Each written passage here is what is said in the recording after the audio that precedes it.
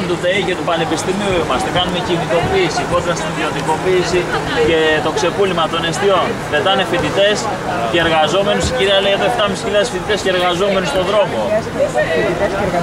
Για να το παραδώσουν φιλέτος στους επιχειρηματίες. Δεν το ξέρουμε τι θα κάνουμε. Και εμείς χειρότερα, κουράγιο παιδιά, και εμείς θα είμαστε μαζί σας. Όσο για τους εργαζόμενους, και αυτοί δεν γνωρίζουμε πόσοι θα μείνουν στον δρόμο και είναι οικογενειάρχες, από το επίπεδο νεότητας είναι γύρω στα 500 άτομα, δεν ξέρουμε, δεν έχουμε ενημέρωση, δεν γνωρίζουμε. Μπορεί κάποιος να πει ότι ξέρετε θα τακτοποιηθείτε, θα. Εάν είχαν σκοπό τέτοιο νομίζω θα είχαν ενημερώσει. Επομένως θα πρέπει να φοβάται ο κάθε εργαζόμενος στο εθνικό ίδρυμα νεότητας. Αυτό έχω να πω και ο αγώνας θα συνεχιστεί μέχρι το τέλος.